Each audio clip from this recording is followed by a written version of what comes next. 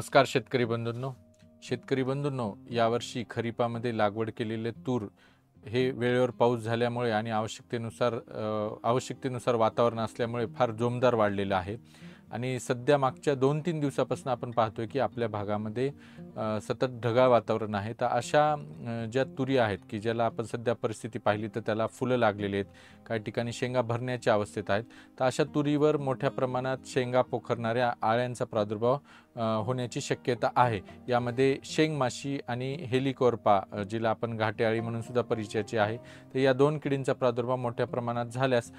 येणाऱ्या काळात आपल्याला उत्पन्नात घट येण्याची शक्यता आहे. त्यामुळे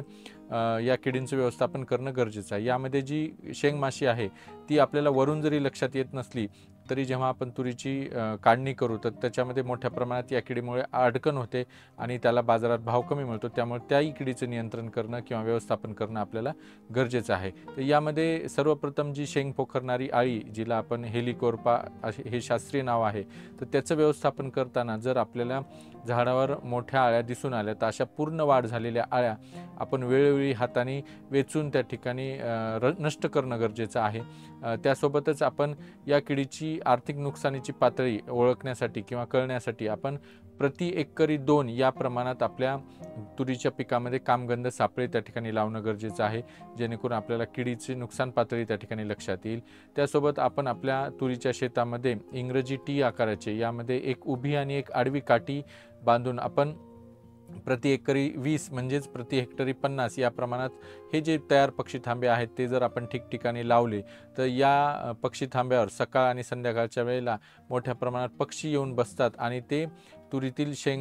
ज्या आळ्या आहेत त्या वेचून खातात आणि त्यामुळे त्यांचा प्रादुर्भाव आपल्याला बऱ्याच प्रमाणात कमी झालेला दिसून येतो.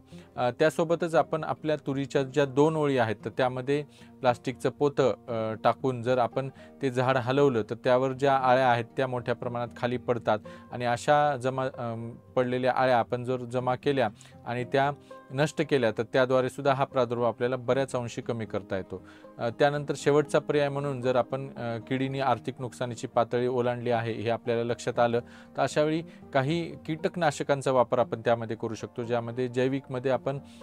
5% निंबोळी अर्काची फवारणी आपण प्रादुर्भाव कमी असताना त्या ठिकाणी केलं तर ते फायदेशीर आहे. आणि जेव्हा प्रादुर्भाव हा फार मोठ्या प्रमाणात असतो यामध्ये आपण काही रासायनिक कीटकनाशकामध्ये जसं की इमामेक्टिन बेन्झोएट 5% हे जे बाजारात मिळतं ते जवळपास 4.4 ग्रॅम प्रति 10 लिटर पाणी या प्रमाणात प्रति एकर 88 ग्रॅम किंवा स्पिनोसॅड 45% 3 मिली प्रति 10 लिटर पाणी या प्रमाणात प्रति एकर 60 मिली किंवा इंडॉक्झॅकार्ब 14.5% 8 मिली प्रति 10 लिटर पाणी या प्रमाणात प्रति एकर 160 मिली किंवा क्लोरॅन्ट्रिनिप्रोल 18.5% 3 मिली प्रति 10 लिटर पाणी या प्रमाणात याप्रमाणे प्रति एकर 60 मिली किंवा फ्लूबेंडामाइड 20% 5 ग्रॅम